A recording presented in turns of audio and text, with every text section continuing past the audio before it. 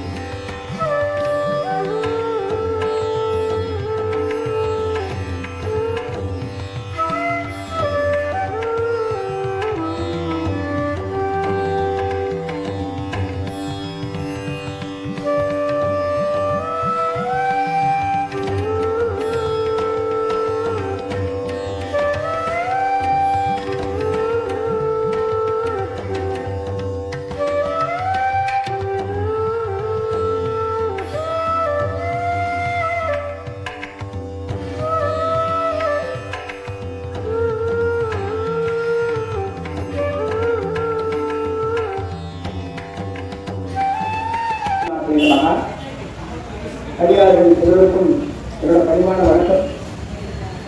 திருவிளக்கு பூஜை என்று சொல்லி ஒவ்வொரு பஞ்சமி திதியிலே மிக விமர்சையாக இந்த ஏழுபிடாரியம்மன் ஆலயத்திலே மிக விசேஷமாக திருவிளக்கு பூஜை நடத்தக்கூடிய அன்பர்கள் எல்லோருக்கும் சில விஷயங்களை சொல்ல இங்கே வந்திருக்கிறேன். இன்னைக்கு அம்பாரோட கட்டளை. திருவிளக்கு பூஜைனா என்ன? திருவிளக்கு பூஜை சொன்னால் என்னென்ன பலாபலம் கிடைக்கும் அப்படின்னு நம்ம தெரிஞ்சுக்கணும். இந்த முதல் பாகம் இருக்கு இல்லையா, இது வந்து சிவன். நடும் பாகம் இருக்கு இல்லையா, அது மகாவிஷ்ணு. அடி பாகம் இருக்கு இல்லையா, அது பிரம்மா. பிரம்மா, விஷ்ணு, சிவன். இந்த சுடர் வந்து சக்தி. அந்த சுடராக ஒளிரக்கூடிய தீபம் சக்தி. அப்போ மும்மூர்த்திகளையும் இந்த பிரபஞ்சத்தை காப்பாற்றக்கூடிய அம்பாளையும் நம்ம வணங்கிட்டால் 33 கோடி தேவர்களை வணங்கின பலன் நமக்கு கிடைக்கும். பொதுவா தீபம் ஏற்றுறது வந்து ரொம்ப விசேஷமான பலனை கொடுக்கும். ஏன்னா அது மட்டும்தான் மேல் நோக்கி இருக்கும். நம்ம என்ன படைச்சாலும் தெய்வத்துக்கு படைச்சாலும் அது திருப்பி நம்ம என்ன பண்ணிக்கிறோம், அது பிரசாதமாக நம்ம எடுத்துக்கிறோம். ஆனா ஒரு தீபம் அப்படின்னு நம்ம தெய்வத்துக்கு எந்த தெய்வத்துக்கு ஏற்றாலும் சரி, அது வந்து அது தெய்வத்துக்கு ஒப்பாக கொடுக்கப்படுது. அதனால இந்த திருவிளக்கு பூஜை பண்ணுவதனால நம்ம வீட்டில் லட்சுமி கடாட்சம் நிறைய இருக்கும். லட்சுமி கடாட்சம்னா என்ன? லட்சுமி கடாட்சம் நிறைய பணமா? அதான் லட்சுமி கடாட்சம் கிடையாது. லட்சுமி கடாட்சம் என்ன தெரியுமா? யார் யாருக்கு எந்தெந்த காலகட்டத்திலே என்னென்ன காரியங்கள் எல்லாம் தடையில்லாமல் நடக்கணுமோ அதுதான் லட்சுமி கடாட்சம். அந்த லட்சுமி கடாட்சம் நமக்கு கொடுப்பதற்காக தான் மகாலட்சுமி 8 வடிவம் எடுத்திருக்கிறார். தனலட்சுமி, தானியலட்சுமி, கஜலட்சுமி, சந்தானலட்சுமி, வித்யாலட்சுமி, வீரலட்சுமி, தைரியலட்சுமி, இப்படி அஷ்டலட்சுமியோட ஆசீர்வாதம் பரிபூர்ணமா நிறைந்து இருக்கக்கூடிய ஒரு வழிபாடு திருவிளக்கு பூஜை. மகாலட்சுமி நிரந்தரமாக தங்கக்கூடிய இடம் அப்படின்னு இருக்கு ஒரு சில இடங்கள். தூங்கி எழுந்தோட நம்ம கடலை பார்த்தோம்னா மகாலட்சுமி கடாட்சம், பெரிய மலையை பார்த்தா மகாலட்சுமி கடாட்சம், நிறைந்த குடம், தண்ணீர் குடம் மகாலட்சுமி. யானையின் மத்தகம், யானை மத்தகம்னா நெத்தி, யானையோட முகம். குதிரையின் முகம், பசுமாட்டின் பின்புறம், பெண்களின் சீமந்த பொட்டு, இந்த இடத்துல ஒரு பொட்டு வச்சிருப்பாங்க, அந்த மகாலட்சுமி சொல்லியிருப்பார். வில்வ மரத்துக்கு அடிவு, இங்கெல்லாம் மகாலட்சுமி நிரந்தர வாசம் செய்கிறாள். அதனாலதான் இந்த பூஜை பண்றது வந்து ஒரு நேர்மையான பலனை கொடுக்கும். 33 கோடி தேவர்களையும் வணங்கின பலன் பூமாதா பூஜை பண்ணுவதனால நமக்கு கிடைக்கும். அதனாலதான் வீட்டில் கிரக பிரவேசம் பண்ணும் பொழுது கோமாதா பூஜையை பெரிய விஷயமாக கருதப்படுகிறது. கிரகம்னா வீடு, பிரவேசம்னா நுழைகிறது. நம்ம வீட்டுக்குள்ள முதல் நுழையிறதுக்காக கிரக பிரவேசம் அப்படின்னு அதுக்கு பெயர். அதனாலதான் நம்மளுடைய எல்லா தோஷங்களையும் நீக்கக்கூடிய ஒரு ஜீவன் வந்து கோமாதா என்று சொல்லக்கூடிய பசு. அதனாலதான் மகாலட்சுமி வந்து பசுமாட்டோட பிற்புறத்தில் இருக்காங்க. எந்த மிருகத்தோட எச்சமும் வாசனை இருக்காது, எந்த மிருகத்தோட எச்சமும் வாசனை இருக்காது. ஆனா பசுமாட்டு சாணத்துக்கு ஒரு வாசனை இருக்கும். இது கிராமப்புறத்தில் இருக்கிறவங்களுக்கு கண்டிப்பாக தெரிஞ்சிருக்கும், அல்லது கிராமங்களுக்கு போகிறவங்களுக்கு கண்டிப்பா அது புரிஞ்சிருக்கும். சொல்றாங்க பசு சாண வாசனை ரொம்ப இருக்கு, அந்த மண்ணோட கலந்து. அதுல மகாலட்சுமி குடியிருக்கிறார்.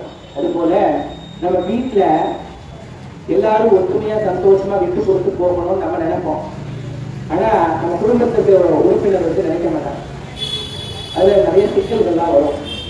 அதுல அவங்கெல்லாம் கூப்பிட்டு தனியா பேசி பஞ்சாயத்தெல்லாம் பண்றதுக்குள்ள போதும் அப்படி இருக்கக்கூடியவர்கள் இந்த திருவிளக்கு பூஜைகள் வந்து கலந்துக்கிட்டாங்கன்னா குடும்பத்துல ஒற்றுமை வளரும்.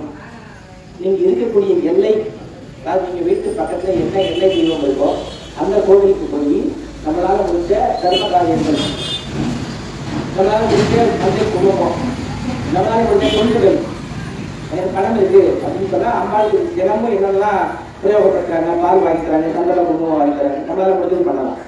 இல்லை நான் வந்து மாசம் அரிசி வாங்கி கொடுக்குறேன் அன்னதானத்துக்கு அப்படின்னு நம்ம வாங்கி கொடுக்கலாம், தப்பு இல்லை.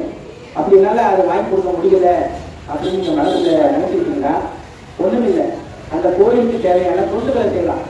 நான் தினமும் கோயில் வந்து பெருக்கிறேன், நான் தினமும் கோயிலில் பெருக்கி வாரி பெருக்கி குழம்பு போட்டு அம்மாவுக்கு ஒரு விளக்கு ஏற்றி வைக்கிறேன் அப்படின்னா அது நேர்மையான பலனை கொடுக்கும். பணம் உள்ளவங்களை தான் தெய்வத்துக்கு தொண்டு செய்யணும் அப்படின்னா எந்த வேதத்திலையும் சொல்லப்படவில்லை. நம்மால முடிந்த விஷயங்களை நம்ம தாராளமாக செய்யலாம். அதனால விளக்கு போட்டிக்கு எல்லாரும் உட்கார்ந்துருக்கீங்க. மகாலட்சுமியோட கடாட்சம் எல்லாருக்கும் கிடைக்கணும். அந்த அம்பாவோட கருணையினால இந்த ஆலயமும் இந்த இருக்கக்கூடிய இந்த காரம்பாக்கம் இந்த எல்லையில் இருக்கக்கூடிய அனைத்து நல் உள்ளங்களுக்கும் கல்வி, செல்வம், வீரம், கீர்த்தி, புகழ், மேன்மை, சந்தானம், சௌபாகியம், லட்சுமி கடாட்சம், ஐஸ்வர்யம், ஆரோக்கியம் இப்படி எல்லா விதமான கடாட்சத்தையும் இந்த 7 பிடாரியம்மன் எல்லோருக்கும் கொடுக்க வேண்டும் என்று சொல்லி திருவிளக்கு பூஜையோட அர்த்தத்தை சொல்லிக் கொடுக்கிறேன். அடுத்தது வராகி அம்பாளை பற்றி சொல்ல போறேன். ரொம்ப நேரம் பேச போறது இல்லை, ஏன்னா இங்க வயசானவங்களும் உட்கார்ந்துட்டு இருக்காங்க. அது மனசுக்குள்ள சொல்றது எனக்கு தெரியும். இப்போ வராகினா யாரு அப்படின்னு சமீப காலமா எல்லாருக்கும் தெரிய வருது. எது மூலியமா? வாட்ஸ்அப், யூடியூப் அது மூலியமா தான் தெரிஞ்சிருக்கு இல்லையா? ஆனா வராகினா யாரு அப்படின்னா சிவபெருமானுக்கு நந்தி தேவர்.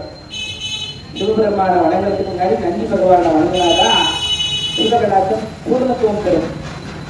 பெருமாளை வணங்குறதுக்கு முன்னாடி கருட பகவானை வணங்கிட்டு தான் பெருமாளை வணங்கணும். ராமரை வணங்குறதுக்கு முன்னாடி ஆஞ்சநேயர், ராமரை கும்பிட்ட பிறகு தான் ஆஞ்சநேயர் கும்பிடணும். அப்ப ராமர் காவலாக ஆஞ்சநேயர் இருப்பார். அப்போ ஒவ்வொரு தெய்வங்களுக்கும் ஒவ்வொரு பரிவார தெய்வம் காவலாக இருப்பார். அப்போ இந்த ராஜராஜேஸ்வரியின் போர் படை தலைவியாக இருக்கக்கூடியவர் தான் இந்த வாராகி அன்னை. சரி, வராகி அன்னைன்னு சொல்லிட்டீங்க. வராகி அம்பாளுக்கு ஏன் காட்டு பன்றி முகம் இருக்கு? சாதாரண மனித முகமா இருக்க வேண்டியதானே அப்படின்னா, விசுப்பெண் அப்படின்னு ஒரு அசுரன். அந்த அசுரனுக்கு ஒரு வித்தியாசமான வரம் என்னன்னா, என் எதிரில் யார் நிற்கிறார்களோ அவர்களோட பாதி சக்தி என்கிட்ட வந்துடும், அது முழு சக்தி என்கிட்ட வந்துடும். அப்படின்னு தான் என்ன போயிடலாம் அப்படின்னு வர கேட்டான் பிரம்மா கிட்ட. பிரம்மாவும் கொடுத்தாரு. அதனால அவரை அந்த அசுரனை அழிக்கிறதுக்கு யாராலையும் முடியல, எந்த அவதாரமும் எடுக்க முடியல. அதனால அம்பாள் என்ன பண்ணா, லலிதா பரமேஸ்வரியின் புஷ்ப பானத்திலிருந்து தோன்றியவள் இந்த வாராகி அன்னை. அம்பாள் கையில 5 விதமான புஷ்பம் இருக்கும். அந்த புஷ்பத்திலிருந்து அம்பாள் தூக்கி போட்டு அதுல ஆவிரி பற்றி வந்தவர் தான் வாராகி அன்னை. அப்ப அந்த அசுரன் என்ன வரம் கேட்டான்னா, என்ன அழிக்கக்கூடிய பெண்ணாக இருக்கக்கூடியவள் பன்றியின் முகமாக இருந்தால் என்னை அழிக்கலாம் அப்படின்னு வர கேட்டான். ஏன்னா இப்படி யாரும் பிறக்கப்படல, ஆணும் பெண்ணும் சேர்ந்து பிறக்கும் கூடிய குழந்தைக்கு வந்து பன்றி முகமாக இருந்தால் என்னை அழிக்கலாம்னு வர கேட்ட காரணத்தால நம்ம இருக்கிற மேக்கப்பை அதிகமாக போடுவோம். பெண்கள்லாம் முகம் நிறைய பார்த்துப்போம். அப்படி இருக்கும்போது பன்றியின் முகத்தை யாராவது விரும்புவாங்களா? யாரும். அப்போ லலிதா பரமேஸ்வரி பன்றியின் முகத்தோடு அந்த பஞ்ச பானம் அப்படின்னு சொல்லுவாங்க. பஞ்சபானத்திலிருந்து தோன்றியவர் தான் இந்த வாராகி அணி. காட்டு பன்றியின் முகம். கருப்பு பன்றி கிடையாது, கருப்பு பன்றி தனி. காட்டு பன்றி காட்டில் வளரக்கூடிய கிழங்கு வகைகள் எல்லாம் தோண்டி அந்த கிழங்கு வகைகள் எல்லாம் தின்னும். அப்ப இந்த பூமிக்கு அடியில விளையக்கூடிய கிழங்கு வகைகள் எல்லாம் மண்ணை தோண்டி அந்த கிழங்கு எல்லாம் தின்ற காரணத்தால காட்டு பன்றியோட குணாதிசயம். அதே போல நம்ம தாயின் வயிற்றில் சிசுவாக பிறக்கும் பொழுது மனித பிரிவை எடுத்து இந்த கர்மாக்கள் எல்லாம் நம்ம அனுபவிக்கணும். இன்னாருக்கு மனைவி ஆகணும், இன்னாருக்கு குழந்தை ஆகணும், இன்னாருக்கு குடும்பத்தில் இருக்கணும், அங்கத்தில் சொல்லிட்டு எழுதப்பட்ட விதி. அந்த பாவ கர்மங்களை பிடுங்கி எரியக்கூடிய வல்லமை இந்த வராகி தாய்கிட்ட உண்டு. அதனாலதான் அம்பாளுக்கு எப்ப பூஜை பண்ணணும்னு கேட்டா, சூரியன் மறைந்த பிறகுதான் வராகி பூஜை பண்ணணும். அப்பனா காலையில வந்து விளக்கு ஏற்றக்கூடாதுன்னா தாராளமாக ஏற்றலாம், தப்பு கிடையாது. காலையில ஏற்றினா காலையில வழிபாடு செஞ்சா 1/4 பங்கு, மத்தியானம் வழிபாடு செஞ்சா 1/2 பங்கு, சாயங்காலம் வழிபாடு செஞ்சா 3/4 பங்கு, சூரியன் முழுவதும் மறைஞ்சிட்ட பிறகு பூஜை பண்ணா முழு பங்கு. இப்ப முழு பங்கோட பலன் எல்லாருக்கும் கிடைக்க போகுது. படைத்தல், காத்தல், அழித்தல், அருளல், மறைத்தல், இந்த 5 விதமான தொழில்களையும் சதாசிவனுக்கு இணையாக செய்யக்கூடிய வல்லமை இந்த வராகி தாய்கிட்ட உண்டு. அதனாலதான் ஆதி பராசக்திக்கு காவல் தெய்வமாக இருக்கக்கூடியவர்கள் இந்த வாராகி அணி. ஆங்கிலத்தில் சொல்லுவாங்க, தி ஃபாதர் ஆஃப் லலிதா அப்படின்னு சொல்லுவாங்க. அது காரணம் என்னன்னா, ஆதி பராசக்திக்கு என்னென்னலாம் அந்த ஆணையை காத்துட்டு இருப்பாள் அம்மா. அம்மா என்ன சொல்றாலோ அதை உடனே நிறைவேற்றக்கூடிய சக்தி வராகிட்ட உண்டு. வராகி வந்து செயல் தேவதை, புத்தி தேவதை வந்து ஷியாமலா தேவி. அப்ப ராஜராஜேஸ்வரியை போய் பார்த்தீங்கன்னா இந்த பக்கம் ஷியாமலா தேவி இருப்பாங்க, இந்த பக்கம் வராகி இருப்பாங்க. புத்திக்கு ஒரு தேவதை, செயலுக்கு ஒரு தேவதை. ஒரு விஷயத்த பண்ணணும் அப்படின்னு நினைக்கிறது சரஸ்வதி. நம்ம மூளைக்குள்ள போய் இந்த சிந்தனையை இப்படிதான் இருக்கணும், இப்படிதான் வணங்கணும் அப்படின்னு அந்த யுக்திகளை கொடுக்கக்கூடியவள் மகா சரஸ்வதி சாமி. அந்த விஷயத்தை நம்ம செய்யணும், செயல்பாடு பண்ணணும். நம்ம காரணமா நான் சில பொருட்கள் எல்லாம் சொன்னா மட்டும் போதாது, செய்யணும் இல்லையா? அந்த செயலாக இருக்கக்கூடியவர் தான் அன்னை வாராகி. இந்த சப்த மாதங்கள் இருக்காங்க இல்லையா? இந்த சப்த மாதங்கள், சப்தனா 7ன்னு அர்த்தம். சப்த ஸ்வரம்னு கேள்விப்பட்டிருக்கீங்க. சப்த நதி, சப்த நிதி, சப்த ரிஷி, சப்த சிரஞ்சீவி, சப்த நாடி. அப்போ இந்த சப்த மாதங்களுமே நம்மளோட உடம்புல இருக்காங்க. அந்த பிரம்மி அப்படின்னு சொல்லி முதல் தேவை. அவங்க வந்து தோலோட சக்தி, நம்மளோட மனித சரீரத்துல தோல்ல தான் குடியிருக்காங்க. தோல் நோய் ஏதாவது இருந்தா இந்த பிரம்மி தேவி கிட்ட மனசார வேண்டி சொன்னா அந்த தோல் நோயை நீங்கக்கூடிய சக்தியை பிரம்மாணி தேவி கொடுப்பாள். அதுக்கடுத்து மகேஸ்வரி. உடம்புல கொஞ்சமாவது உஷ்ணம் இருந்தாதான் நம்ம எல்லா நோயும் சமாளிக்க முடியும். அந்த உஷ்ணம் குறைஞ்சிட்டுன்னு வச்சுக்கோங்க, நம்ம யோசிச்சு சொல்லி அதை மருந்து வைக்கிறாங்க. அந்த உஷ்ணத்தை கொடுக்கக்கூடிய சக்தி மகேஸ்வரி, மாகேஸ்வரி அப்படின்னு சொல்லுவாங்க. மான் மலு அது அப்பா வச்சிருப்பான். சிவபெருமானோட அம்சத்துல சிவபெருமானுக்கு நந்தி தேவதா வாங்கலாம். ரிஷபம், அவருக்கு ரிஷபம் தான். அது எடுத்துட்டு கௌமாரி, முருகன்ல இருந்து உருவான சக்தி, முருகப்பெருமான்ல இருந்து உருவான சக்தி. அவங்க வந்து ரத்தத்துக்கு அதிபதி. நம்மளோட பலம் நமக்கு நல்லபடியா ஆரோக்கியமா இருக்கணும்னா இப்ப ரத்தம் கம்மியா இருக்குன்னு சொல்றாங்கப்பா அப்படின்னா அது காரணம் கௌமாரியோட கடாட்சம் இருக்குன்னு சொன்னா நல்ல ஆரோக்கியமா இருக்காங்க. அப்ப ரத்த சம்பந்தமான நோய்களை நீக்கக்கூடிய சக்தி அவளுக்கு உண்டு. அதே மாதிரி அந்த அப்பாளுக்கு ஒரு தனி பேர் இருக்கு, சஷ்டி தேவி அப்படின்னு பேர். இன்னைக்கு பஞ்சமி, நாளைக்கு சஷ்டி. சஷ்டி அன்னைக்கு கௌமாரி தேவிக்கு சிகப்பு மலர்களால, சிகப்பு பூ இல்லையா, அந்த பூவை அந்த அம்பாளுக்கு போட்டு வணங்கி வந்தோம்னு சொன்னா முருகப்பெருமானோட கடாட்சமும் கிடைக்கும், சஷ்டி தேவியோட அருளும் கிடைக்கும். குழந்தை இல்லாத தம்பதிகள் அந்த அம்பாவை வணங்கி கொடுத்து குழந்தை வரம் கண்டிப்பாக உண்டு. அதுக்கடுத்தது வைஷ்ணவி, மகாவிஷ்ணுல இருந்து உருவான சக்தி. மகாவிஷ்ணு கையில இருக்கே சங்கு சக்கரம், அதே தான் அந்த அம்மா வச்சிருக்காங்க, சங்கு சக்கரம். அவங்க வந்து சதை தேவதை. போன மாசம் ஒண்ணு பார்த்தேன், கொஞ்சம் நல்லா ஃபேட்டா இருந்த, இப்போ கொஞ்சம் ஒளியா இருக்கு. அது காரணம் என்னன்னா அந்த உருவம் வந்து கம்மியா இருக்கனால நம்மளுக்கு நல்லா தெரியுறாங்க. அப்போ ஒரு உருவம் வந்து பார்ப்பதற்கு ஒரு தோற்றம் நல்லா இருந்தாதான் நம்ம பார்க்கணுங்கிற எண்ணம் வரும். அந்த தோற்றத்தையும் வசீகர வைஷ்ணவி சதைக்கு தேவதையாக இருக்கிறது. அதுக்கடுத்து எலும்பு தேவதை. யாரே? நம்ம அம்மா. எலும்பு இருந்தாதான் இப்படி நிற்க முடியும், நம்ம நடக்க முடியும், உட்கார முடியும், சாப்பிட முடியும், எல்லாம் பண்ண முடியும். ஆனா எலும்பு இல்லைன்னா எப்படி இருக்கணும்? பாம்பு மாதிரி படுத்துதான். அப்ப அந்த எலும்பு ஏதாவது பாதிக்கப்பட்டிருந்தால், ஏதாவது பிராக்சர் ஆயிட்டா, இல்லை எலும்பு நோய் ஏதாவது இருக்கா, எலும்புல ஏதாவது தேய்மானம் அப்படின்னு சொல்றாங்களா, வெள்ளரிக்காய் முறுக்கு இந்த தாம்பாள தட்டுல அம்பாளுக்கு படத்துக்கு மயில் தோகைன்னு சொல்லுவாங்க. மயில் தோகை இருந்தா வாய்க்கிற கிடையாது. இல்ல மயில் தோகை கிடைக்கல அப்படின்னா மயில் தோகையை வாங்கி விசிறி போல செஞ்சு அம்பாளுக்கு விசிறி விட்டு அந்த வெள்ளரிக்காயையும் முருகையும் நெய்வேத்தியமாக படத்துக்கு அம்பாளுக்கு படத்துக்கு வர குழந்தைங்களுக்குலாம் வாரி கொடுத்தீங்கன்னா இந்த எலும்பு சீக்கிரமாக குணமாகும். கொஞ்சம் கொஞ்சமா படிப்படியா குணமாகும். படைச்சிட்டு எனக்கு உடனே தெரியாது நம்ம சொல்ல முடியாது. எலும்பை வந்து சீக்கிரமாக குணமாகி கொடுக்கக்கூடிய தன்மை வராகிட்ட உண்டு. அதனால எலும்பு தேவதைன்னு சொல்லப்படுது. அதே போல இந்திராணி, வராகிக்கு அடுத்தது இந்திராணி. அந்த அம்பாள் வந்து நம்மளோட மனித சரீரத்துல நம்மளோட பிறப்பு உறுப்புகளாக இருக்கிறார் இந்திராணி. அப்ப கணவன் மனைவி அந்யோன்யம் இல்லாதவர்கள் அவங்கள வெள்ளிக்கிழமையில தாமரை பூவால அர்ச்சனை செய்து தாமரை பூ அம்பாள் காட்டி வழிபாடு செய்யும் பொழுது கணவன் மனைவி ஒற்றுமை வளரும். அதே போல திருமணம் ஆகாத ஆண்கள் பெண்கள் யாராக இருந்தாலும் இந்திராணி தேவியை வழிபாடு செய்யும் பொழுது நல்லபடியான அந்த பரஸ்பர அன்பும் கணவன் மனைவி கிடைக்கும். அதே போல நம்ம வேலை பார்க்கக்கூடிய இடம் இருக்கு இல்லையா, அந்த இடத்துல நமக்கு ஏதாவது பிரச்சனைகள் இருந்ததுன்னா அந்த அம்பாவை தாமரை பூவால அர்ச்சனை செய்து வெள்ளிக்கிழமையில பசு நெய் ஊற்றி தீபம் ஏற்றி நடக்கும்போது நமக்கு நியாயமாக கிடைக்க வேண்டிய ப்ரமோஷன் கிடைக்கும். அந்த பதவி உயர்வுன்னு சொல்றாங்க இல்லையா, அதெல்லாம் வந்து இந்திராணியை வழிபடும் போது கிடைக்கும். அவங்க எங்கிருந்து உருவாகி வந்திருக்காங்க? இந்திரன்ல இருந்து உருவாகி வந்திருக்காங்க. அதனால இந்திராணின்னு பேரு. அவங்களோட வாகனம் வந்து ஐராவதம் என்று சொல்லக்கூடிய வெள்ளை யானை. அதுக்கடுத்தது சாமுண்டி. சாமுண்டினா சண்டன் முண்டன் அப்படின்னு 2 அசுரர்கள் இருக்காங்க. அவங்க 2 பேரையும் பதம் பண்ண காரணத்தால சாமுண்டின்னு பேரு. பிரதேசத்திலிருந்து சண்டி அப்படின்னு சொல்லி கூப்பிட்டாங்க. இவருக்காக தனியா ஒரு யாகமே நடத்தப்படுகிறது. அதான் சண்டி யாகம். கேள்விப்படுறீங்க, 2 நாள் நடக்கும். ரொம்ப விசேஷம், கேட்ட வரமெல்லாம் கொடுப்பா. அந்த அம்பாள் வந்து நம்ம உடம்புல எங்க இருக்காங்க, நரம்புல இருக்காங்க. உனக்கு என்ன இவ்வளவு நரம்பு குறைக்க கோவம் வருது அப்படின்னு சொல்றாங்க இல்லையா? அதுக்கு காரணம் என்னன்னா அந்த அம்பாள் உள்ள இருந்து செயல்படுத்துகிறாள். அதனால சப்த மாதர்களும் நம்மளோட சரீரத்துல இருந்து அவங்கவுங்க பவரை நம்ம கொடுக்கறதுனால தான் நம்ம என்ன பண்றோம், இப்படி உட்கார்ந்து பேசிட்டு இருக்கோம், இப்படி உட்கார்ந்து கேட்டுட்டு இருக்கோம். அவரோட கடாட்சம் கம்மியாயிடுச்சுன்னு சொன்னா ஆரோக்கியம் குறையும். அதனாலதான் சிவபெருமான் எங்கெல்லாம் இருக்கிறாரோ அங்கெல்லாம் இந்த சப்த மாதர்கள் ஆட்சி செய்வார்கள்.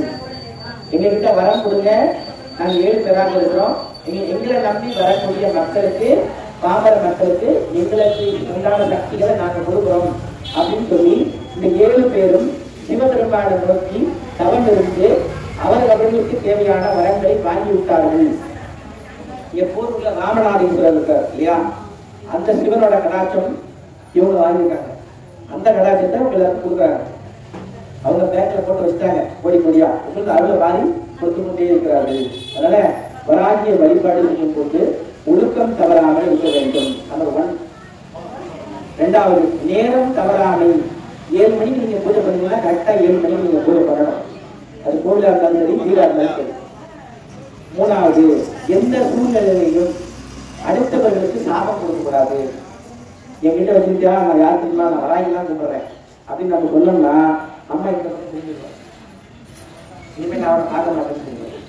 எந்த சூழ்நிலையிலையும் நம்ம எதிரியாக இருந்தாலும் அவர்கள்கிட்ட இருந்து அந்த பிரச்சனைகள் வந்து என்னை காப்பாற்ற வேண்டும் தாயி அப்படின்னு சொல்லி அவரோட பாதத்தை தான் சரணாகதி அடையணும். அம்மா என்ன அவன் பண்ணிட்டான், அவனே வந்து என் கால் ஒழுங்கு கட்டி கேட்கறாங்க, நீதான் பண்ணணும் அப்படின்னு சொன்னா அம்மா என்ன செய்வா, போடா எனக்கு மகனாக இருக்கிற தகுதி அவனுக்கு கிடையாது. ஏன்னா கர்ம வினையை நீக்கக்கூடிய சக்தி வராகிட்ட உண்டு. நம்ம மறுபடியும் தாயின் வயிற்றுல போய் பிறக்க வேண்டாம், அந்த ஜென்மம் போதும். அவங்கவுங்க மனசை கேட்டு பார்த்தீங்கன்னே தெரியும், அப்பா இந்த ஜென்மம் போதுதா தாண்டின்னு சொல்லி. அதனால மறுபடியும் நம்ம அம்மா வயிற்றுல போய் பிறக்க வேண்டாம். நம்ம வந்து ஜீவாத்மா பரமாத்மாவோட ஐக்கியமாகணும் என்ற முயற்சியில மனதால, சொல்லால, செயலால பிற உயிர்களுக்கு கஷ்டம் கொடுக்காதபடி நம்ம வாழ்க்கை நடத்தணும். அல்லும் பகலும் 60 நாளைக்கு உன்னையே நினைத்துக் கொண்டிருக்கிறோம், எங்களை கண் திறந்து பார்க்க வேண்டும் என்று சொல்லி அம்பாள் கிட்ட சரணாகதி தத்துவமாக நம்ம இருந்தோம்னு சொன்னா அம்பாள் எப்போதும் கூடவே இருப்பான். அம்பாளோட 12 நாமங்கள், ரகசிய நாமங்கள் இருக்கு. அந்த நாமத்தை நான் சொல்லிக் கொடுக்குறேன். சில பேருக்கு தெரிஞ்சிருக்கோம், தெரியலனாலும் இப்ப தெரிஞ்சுடுங்க. ஐயாட்ட சொல்லி இந்த பொருள்ல எழுதி போடுறேன். வராகி யார் யாரெல்லாம் தரிசனம் பண்ணீங்களோ அந்த நாமாவளியை ஒரே ஒரு முறையாக சொல்லி அம்பாவை வணங்கும் பொழுது எல்லா விதமான கடாட்சமும் எல்லாருக்கும் கிடைக்கும். இதை சொல்லி நிறைவு செஞ்சுக்கிறேன். ஏன்னா அந்த விளக்கு சொல்லி ரொம்ப நேரம் பண்ணக்கூடாது, அதனால உட்கார்ந்து கஷ்டப்படுறீங்கன்னு எனக்கு புரியுது.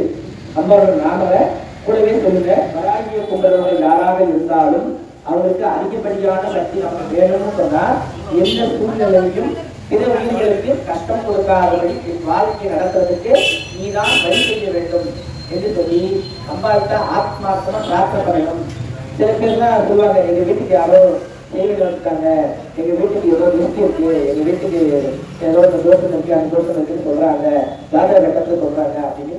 என்னவாக இருந்தாலும் சரி, அவங்க என்ன மாதிரியான தோஷம் சொன்னாலும் சரி, அத்தனை தோஷத்தையும் ஒரு நாள் வினாடியில அம்பாள் போகிறது. அந்த சக்தி அவர்கிட்ட உண்டு. அதனாலதான் ஆதி பராசக்திக்கே காவலாக இருக்கக்கூடியவள் ஜம்பினி என்று சொல்லக்கூடிய குதிரையும், அபராஜிதம் என்று சொல்லக்கூடிய குதிரையும் அம்பாள் இந்த பிரபஞ்சத்தை காப்பாற்றுவதற்காக இரவுல பவனி வருவாள். இந்த பூமியை காப்பாற்றுவதற்காக பவனி வருவாள். எல்லா தேவதைக்கும் அவங்களோட கோட்டைகள் இருந்தாலும் மதிப்பு. ஸ்ரீசக்கரத்துல 16வது குளத்துல அம்பாள் இருக்கா. அப்படி இருந்தும் அவருக்கு பிடிச்ச இடம் எது தெரியுமா? பூமி. பூமி தான் அவருக்கு ரொம்ப பிடிக்கும். நிறைய படங்கள்ல பார்த்துருப்பீங்க, வராங்கி போட்டோங்க. இந்த பூமி உருட்டை வந்து அம்பாளோட மூக்கில் இருக்கும். அது மேல அம்பாளுக்கு வந்து ஒரு அபரீதியமான ஒரு பிரியம் இருக்கும். அதனால இந்த பூமியில யார் இருப்போம்? மனுஷங்க நம்ம தான் இருக்கும். அதனால நம்ம எல்லாரும் நல்லா இருக்கணும் அப்படின்ற எண்ணம் வந்து வராகிட்ட எப்போது இருக்கும். தர்ம சிந்தனையோடு இருக்கணும். பிற உயிர்களுக்கு கஷ்டம் கொடுக்காத வாழ்க்கையை நம்ம செய்யணும். எந்த சூழ்நிலையும் நமக்கு எந்த ஆபத்து வந்தாலும் தாயே என்னை காப்பாற்ற வேண்டும் என்று சொல்லி சரணாகதி தத்துவமாக இருந்தால் மட்டுமே அது நடக்கும். அம்பாளை ஏவர சக்தி நமக்கு கிடையாது. அம்பாளை என்ன பண்ணக்கூடாது? ஏவக்கூடாது. எனக்கு இந்த கஷ்டம், என்ன பக்கத்துக்கு திட்டா, நீ தான் பார்க்கணும் அப்படின்னு சொல்லி அம்பாளை ஏவர விஷயம் நமக்கு பண்ணக்கூடாது. அப்படி பண்ணா நமக்கு அந்த யோகனை இல்லாம போயிடும். அதனால மனசார வேண்டிட்டு வாராகியோட அருள் பரிபூர்ணமாக எல்லாருக்கும் கிடைக்கணும். வராகியை பற்றி பாடுறதுக்கு எனக்கு ஆசை, ஆனா அந்த பாட்டில் என்கிட்ட இல்லை அப்படின்றத நினைப்பீங்க. அந்த எண்ணத்தை பூர்த்தி பண்ணுறதுக்காக அந்த அம்மாவோட பாடல்லாம் கொண்டு வந்துருக்கோம். நான் உங்களுக்கு பூஜை நிறைவில் எல்லாருக்கும் நான் கொடுக்குறேன். முடிஞ்சா அதை லேமினேஷன் பண்ணி ஐயா நம்ம கோயிலில் வச்சுருப்பாங்க. தேவையான போது பாடிட்டு திருப்பி எடுத்து வச்சுக்கலாம். ஏன் அப்படின்னு ஓம் சக்தி, ஓம் சக்தி, பராசக்தி. இப்போ 12 நாமாவளியை சொல்றேன். எல்லாரும் சொல்லவே சொல்லுங்க. அம்பாவை பார்த்துட்டு மனசார ஆத்மார்த்தமான முறையில அம்பாவை பிரார்த்தனை பண்ணிட்டு சொல்லுங்க.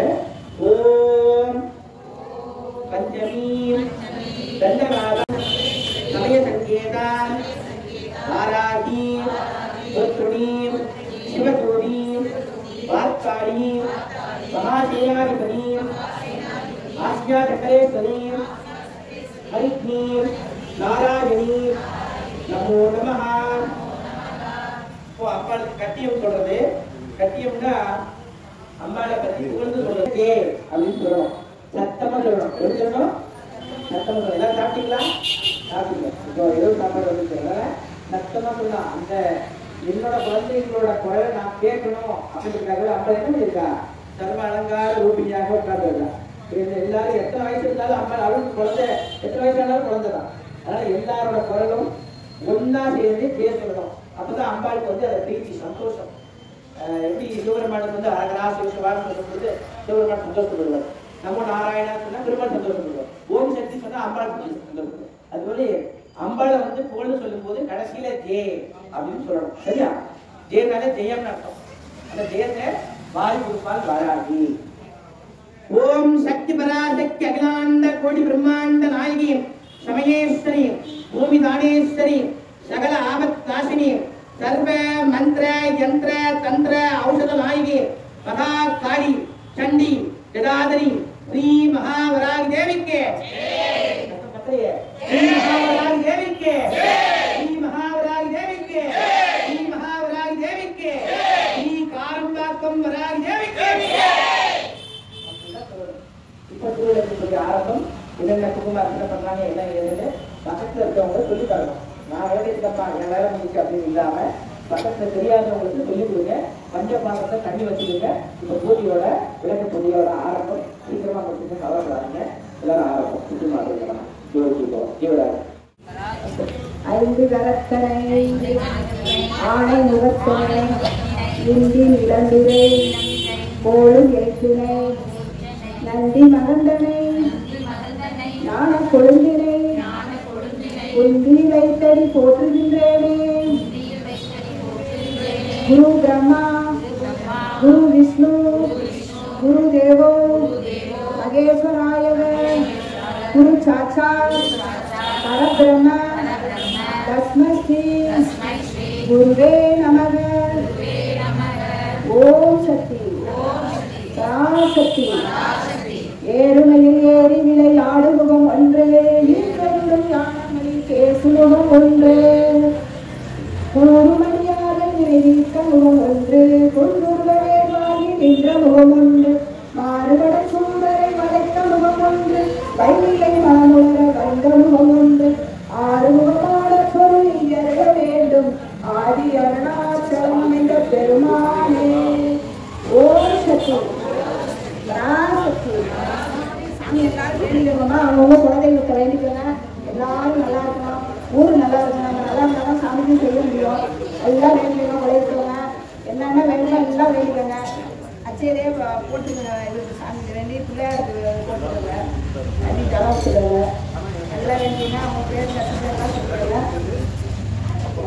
ஓம் ராம் வராகியே நமக. ஓம் ராம் வாமனே நமக. ஓம் ராம் வாமாயே நமக. ஓம் பகவாயே நமக. ஓம் வாசுவாயே நமக. ஓம் வாசுவே நமக. ஓம் வைதேகே நமக. ஓம் வீரசுவே நமக. ஓம் பாலாயே நமக. ஓம்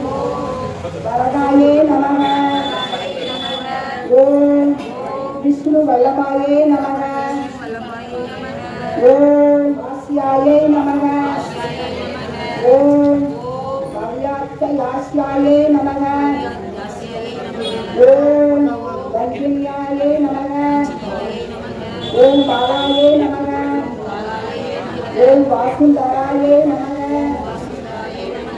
ஓம் விஹத்ராயே நமக ஓம் விகாசாயே நமக ஓம் கர்மாயே நமக ஓம் கணிப்ரியாயே நமக ஓம் கல்யாயே நமக ஓம் கமலாயே நமக ஓம் சாசந்தாயே நமக ஓம் ரமாயே நமக ஓம் துர்காயே நமக ஓம் கம்பரந்தியே நமக ஓம் ராமாயே நமக ஓம் குருகுல்லாயே நமக ஓம் கலாவதியே நமக ஓம் ஓம் நபிராயே நமக ஓம் ஜனமந்திரகாயே நமக ஓம் அர்த்தகாயே நமக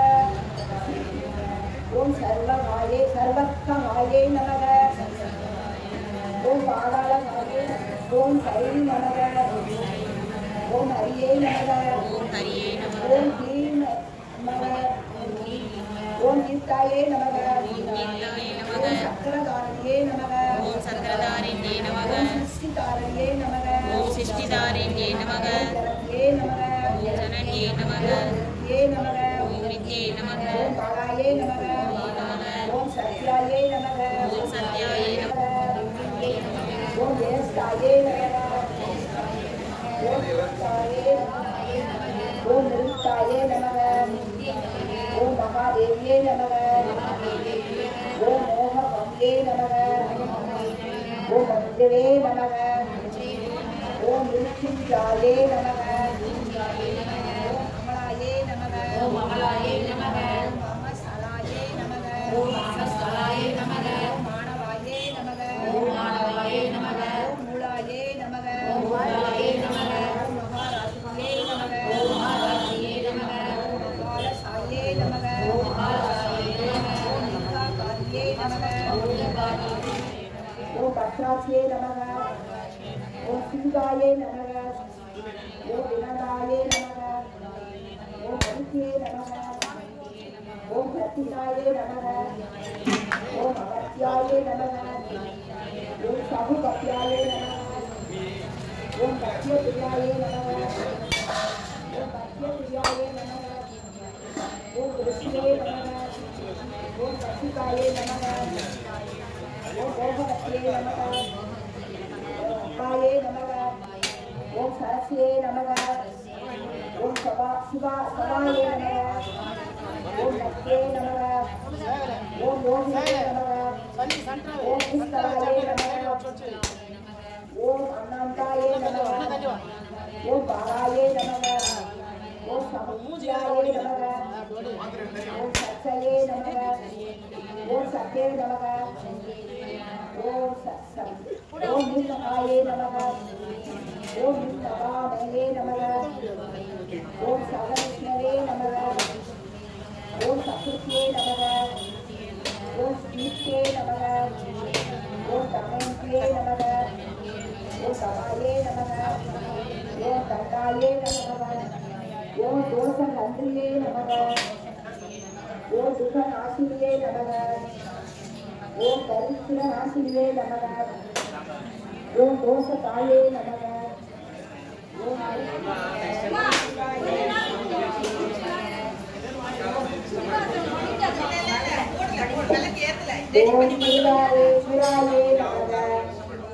ஓம் விஷ்ணுக்ரந்தாய நமக ஓம் விமாவசே நமக ஓம் நூரேக்ராந்தாய நமக ஓம் கஜக்ராந்தாய நமக ஓம் பலிவிதே நமக ஓம் நாகயக்ஞாய நமக ஓம் சாவித்ரே நமக ஓம் அர்த்தநாவித்ரே நமக ஓம் சர்வதோபத்ரவாருணாய நமக ஓம் அக்னிவிதே நமக ஓம் ஸ்வாதசாஹஸ்வாய நமக ஓம் மாம்சவே நமக ஓம் சோமாய நமக ஓம் விநாய நமக ஓம்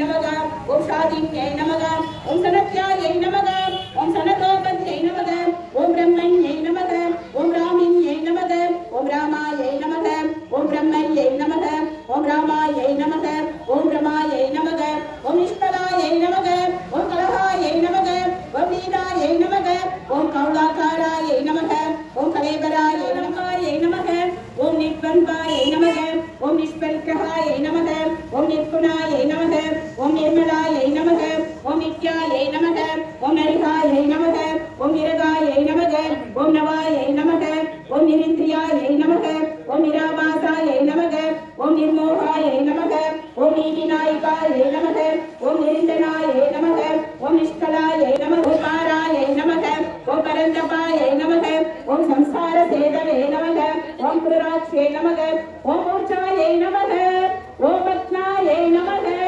ஓம் அனுப்பிரியாயை நமக ஓம் விஸ்வமாயாயை நமக ஓம் துர்ஜமாயை நமக ஓம் தக்ஷாயை நமக ஓம் தருணியை நமக ஓம் மகாவாராகியை நமக ஓம் பஞ்சம்யை நமக. இந்த திருவிளக்கு பூஜைக்கு கட்டணமாக, அதாவது அம்மா கிட்ட நம்ம சமர்ப்பணம் பண்றதாக ஒரு தட்சணையாக நமக்கு திருக்கோவிலுக்கு நமக்கு கட்ட வேண்டிய கட்டணம் வந்து 51. அதனால உங்களால முடிஞ்ச அளவுல அந்த தட்சணையை பணிவோடு நம்ம கொடுக்கணும். பொதுவாக இந்த திருவிளக்கு பூஜைக்கு எந்த விதமான கட்டணமும் இல்லாம ஒவ்வொரு ஆலயத்திலும் செய்து கொண்டு வருகிறார்கள். அது என்ன காரணம் அப்படின்னு சொன்னா, நம்ம இந்த கோவில்ல இந்த பூஜையை பண்றதுக்கு உண்டான தட்சணையை அவங்க கேட்காட்டாலும் நம்ம கொடுக்கணும். அப்பதான் நமக்கு புண்ணியம் பண்ணி சேரும்.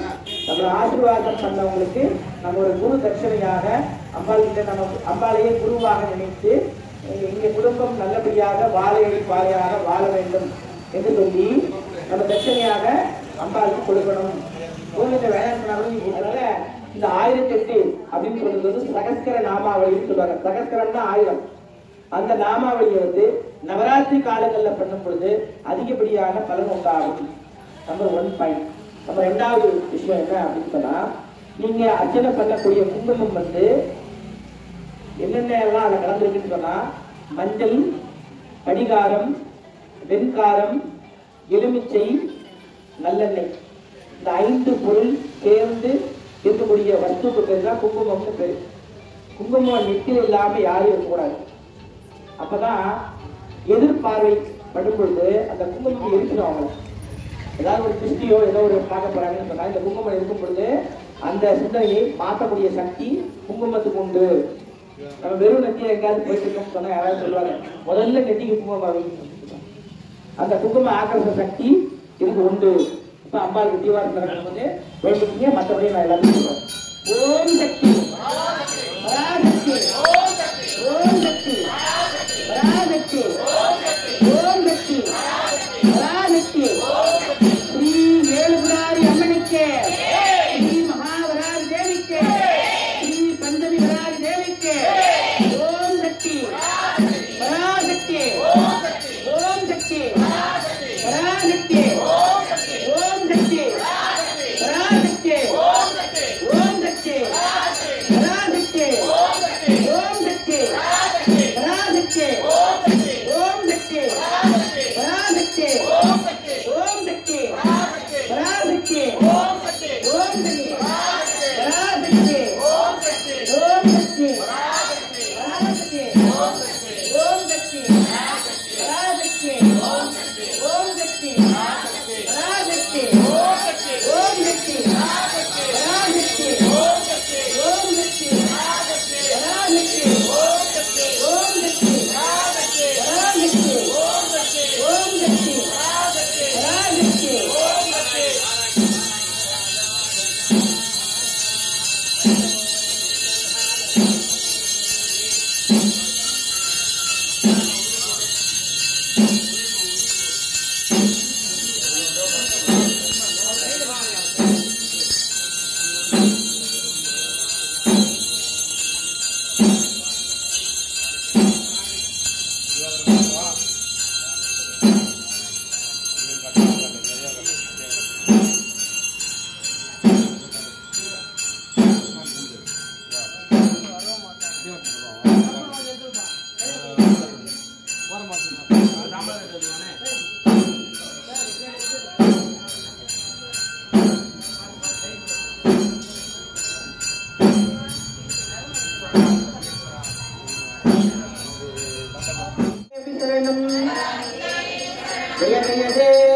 சரணம் வராகி தேவி சரணம் ஓம் சக்தி பராசக்தி ஓம் சக்தி. எல்லாரும் இப்ப கொஞ்சம் கவனிக்கணும். நம்ம தெரிஞ்சும் தெரியாமலும் சில தவறுகள் இந்த பூஜை நடத்தும் பொழுது நிகழ்ந்துள்ளன. அதனால அந்த பிரச்சனைகள் என்னை காப்பாற்ற வேண்டும் தாயி அப்படின்னு சொல்லிட்டு அம்பாள் கிட்ட நம்ம மன்னிப்பு கொடுத்து கேட்க போறோம். எல்லாரும் ஒன்னா சேர்ந்து நாங்க எல்லாரும் ஒன்னா சேர்ந்து இந்த திருவிளக்கு பூஜையில நாங்க கலந்துருக்கோம். இதுல பிழை ஏதும் இருந்தால் எங்களை மன்னித்து கொள்ள வேண்டும் தாயி அப்படின்னு சொல்லி அம்பாள் கிட்ட மன்னிப்பு கேட்க போறோம். எல்லாரும் ஒன்னா சேர்ந்து சொன்னா போதும். அதுக்கு முன்னாடி சில விஷயங்கள்லாம் உங்ககிட்ட சொல்லிக்கிறேன். எப்படின்னா இந்த திருவிளக்கு பூஜை நடக்கிறதுக்கு முன்னாடிதாக அதுக்கு என்ன தட்சணையோ அதை முன்கூட்டியே நம்ம அந்த இலையில வச்சிடணும். கோவில்ல கேட்கும் போது அதை நீங்க எடுத்து கொடுக்கணும்.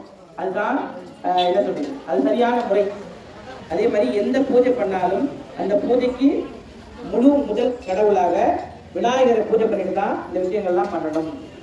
அதனால தெரிஞ்சுக்கணும். இந்த பூஜை ஆரம்பிக்கிறதுக்கு முன்னாடி இந்த வாழை இலையில பச்சரிசி வைக்கும் பொழுது விநாயகரை மனசுல நினைச்சுக்கணும். அவருக்கு உண்டான நாமாவளியை சொல்லணும். அவருக்கு உண்டான மந்திரங்கள்லாம் தெரியலன்னா பிள்ளையாரப்பா என்னை காப்பாற்றி இந்த பூஜையை நல்லபடியாக நடந்து தரணும் அப்படின்னு ஆத்மார்த்தமான பிரார்த்தனை செஞ்சாலே போதும். விநாயகருக்கு பிடிச்ச விஷயம் ஏதாவது இனிப்பு பண்டமோ, ஏதாவது ஒரு வெள்ளை கட்டியோ, இல்லை ஒரு கல்கட்டோ அவருக்கு முன்னாடி வெற்றில பார்க்க பழம் வச்சுட்டா விநாயகர் சந்தோஷம் அடைவார். அதன் பிறகு அம்பாள் பூஜை பண்ணணும். எந்த ஒரு பூஜை செய்யறதா இருந்தாலும், எந்த தெய்வத்துக்கு அர்ச்சனை பண்றதா இருந்தாலும், முதல் விஷயம் வராகியோட அருள் பரிபூர்ணமா உங்களை தடையில்லாம சேரணும்னா முதல் விஷயம் விநாயகரை பூஜை பண்ணணும். ரெண்டாவது விஷயம் உங்களை மனசுக்குள்ள யாராவது ஒரு குருவை மனசுல நினைக்கணும்.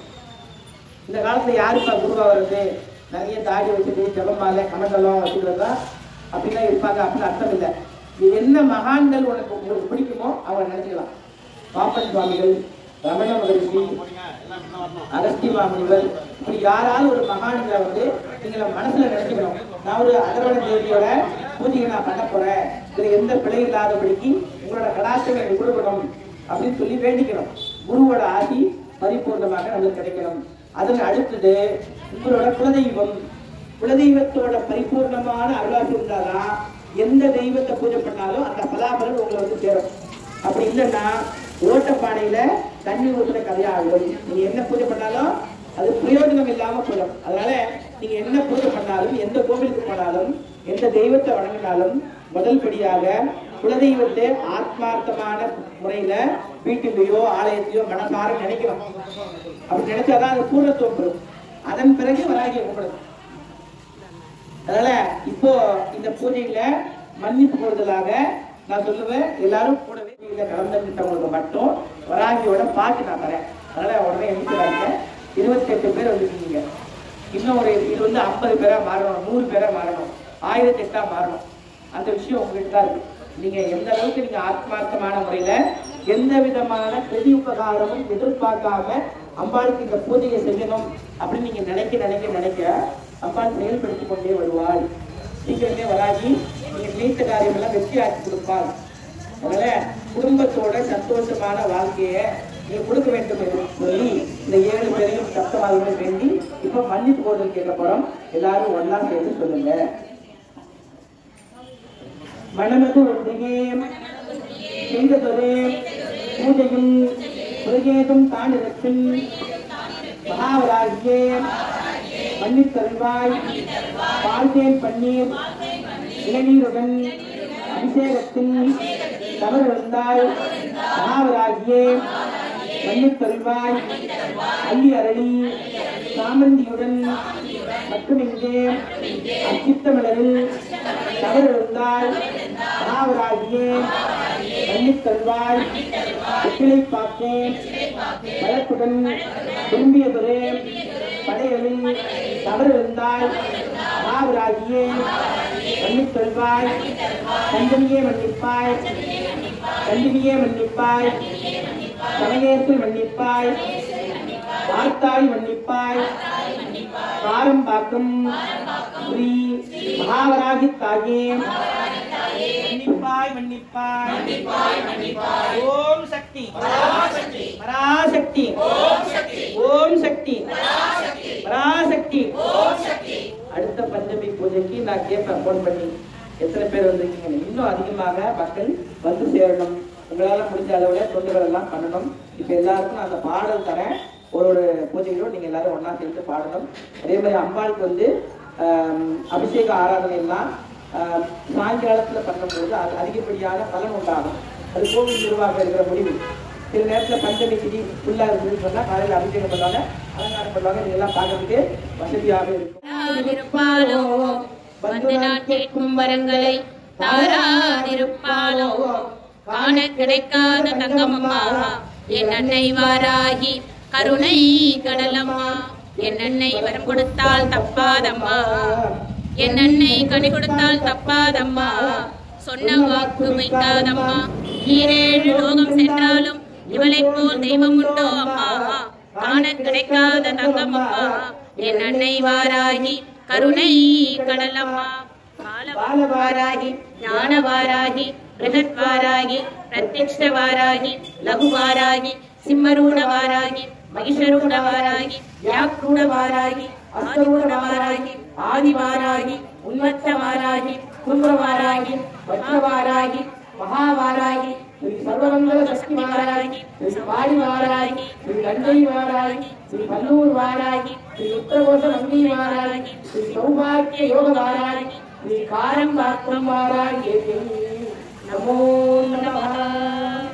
ஓம் சக்தி பராசக்தி. இப்போ அம்பாளுக்கு விசேஷமா சந்தன காப்பு பண்ணியிருக்காங்க. நீங்க எல்லாரும் என்ன பண்றீங்க, ஒரு முழம் பூ கொண்டு வரீங்க. கொண்டு வந்து என்ன சொல்றீங்க, அர்ச்சகர்கிட்ட சாப்பிட்டு சொல்றீங்க, நான் கொண்டு வந்த பூவை அம்பாளுக்கு போடணும் அப்படின்னு சொல்றீங்க. அம்பாளுக்கு எத்தனை பேர் உருவம் இருக்கு, ஒரு உருவம் தான் இருக்கு. 5 பேர் புடவை கொண்டு வரீங்க. நான் கொண்டு கொடுத்த புடவையை கட்டணும் அப்படின்னு சொல்றீங்க. இது முடியுமா?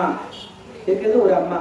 அதனால என்ன பண்ணுவாங்கன்னா, அந்த அம்பாளுக்கு என்ன உகந்தது, இன்னைக்கு அலங்காரத்துக்கு இந்த புடவை தான் கட்டணும் அப்படின்னு ஒரு மனசுக்குள்ள வந்து சொல்லுவாங்க. இன்னைக்கு பச்சை கலர் கட்டினா அம்பாளுக்கு விசேஷம், இன்னைக்கு சிகப்பு கலர் கட்டினா விசேஷம். அப்போ அவங்க தெரிஞ்சவங்க அதெல்லாம் அந்த புடவை தான் கட்டுறீங்களா அப்படின்ற குறுக்கு கேள்விகளை நம்ம கேட்கக்கூடாது. ஏன் தெரியுமா, நீங்க எந்த பொருள் கொண்டு வந்தாலும் யாருக்கு நட்டு வரீங்க, அம்பாளுக்கு. அப்ப அந்த பொருள் யாருக்கு, அம்பாளுக்கு. அதனால அங்க வந்து உரிமை கொண்டாட வேண்டிய விஷயம் நமக்கு கிடையாது. இப்ப சாமிக்கு ஒரு பொருள் கொண்டு வந்தாச்சு, நான் கொண்டு வந்த பூவை ஏன் காலில் போட்டீங்க, ஏன் கிழக்குல போடக்கூடாதா அப்படின்ற குறுக்கு கேள்வியை யாரு கேட்கக்கூடாது, நம்ம கேட்கக்கூடாது. அப்படி கேட்டோம்னா நம்ம என்ன சொல்லுவோம், நம்ம தான் முட்டாள். அதெல்லாம் நம்ம முட்டாளா புத்திசாலியானே நம்ம புரிஞ்சுக்கணும். நீங்க அம்பாளுக்குன்னு கொண்டு வந்த பூவை அவரையே வாங்கி தலையில போட்டாலும் ஒண்ணுதான், சாமி போட்டாலும் ஒண்ணுதான். அதனால கொடுத்த பூவை எப்ப அம்பாளுக்கு ஏற்றுக்கணும், யார் பூவை தலையில வச்சுக்கணும், யார் பூவை இடுப்புல வச்சுக்கணும் அப்படின்னு எடுக்க வேண்டிய முடிவு யாரோடது, அம்பாளோட. அதனால கொடுக்கும் பொழுது நான் கொடுத்த புடவை கட்டவே இல்லை, நான் கொடுத்த பூவை ஓரமா வச்சாங்க, இந்த சின்ன விஷயத்துக்கு நம்ம போகக்கூடாது. எதை விஷயத்துக்கு, சின்ன விஷயத்துக்கு போகக்கூடாது. நம்ம இது இருக்க மேன்மை ஆகிட்டே இருக்கணும். பக்தி மார்க்கத்துல வந்துட்டு நம்ம என்ன பண்ணணும், முன்னேற்றம் தான் அடையணும், கீழ்நிலையில் நம்ம இருக்கக்கூடாது. அதனால அந்த விஷயத்த எல்லாரும் புரிஞ்சுக்கணும். நான் செவப்பு புடவை எடுத்துன்னு வந்தேன். ஆனா அவரு என்ன சொன்னாரு என்கிட்ட, நான் சிகப்புல தான் அந்த அம்மாளுக்கு பாய் திறக்க போறேன், ஆனா நீ செவப்பு எடுத்து வந்துக்கிறேன் அப்படின்னா. அது மாதிரி எடுக்க வேண்டிய முடிவு வந்து அம்பாளுக்கு. அதனால இங்க வந்து உரிமை கொண்டாடக்கூடாது. நம்ம ஒரு வீட்டுக்கு வந்து நான் தான் அவ்வளவு காசு கொடுத்தேன் அந்த பார்வை இருக்கக்கூடாது. எல்லாருக்கும் அம்பாளுக்கு வந்து சரிசமம். அதனால இப்ப பாட்டு வாங்கிக்கங்க, ஒருத்தருக்கா நான் பாட்டு கொடுக்குறேன், வாங்கிக்கங்க. பூஜை நிறைவு பெற்றது. வீடு கொஞ்சம் தூரமா இருக்கிறவங்க என்ன பண்ணுங்க, விளக்கை வந்து குளிர வச்சுட்டு நீங்க வாசல்ல வந்து விளக்கு ஏற்றிட்டு போகலாம்.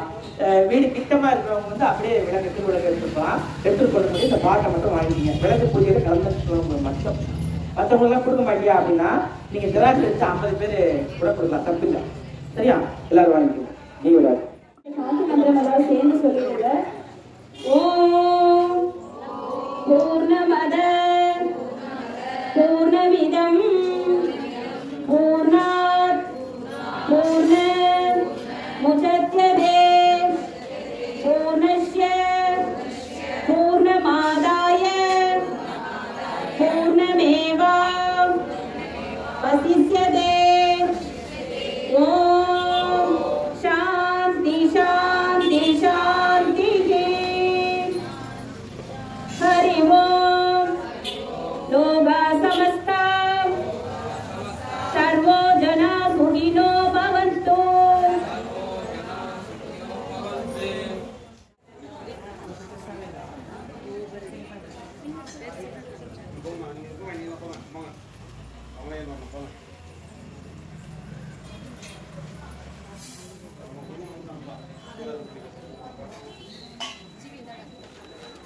வாங்கிக்க மாட்டீங்க வாங்க இதோ பூ வாங்கிக்கங்க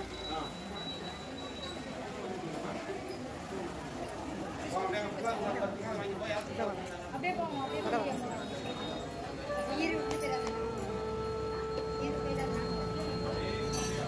அர்ச்சனை பண்றோம்னா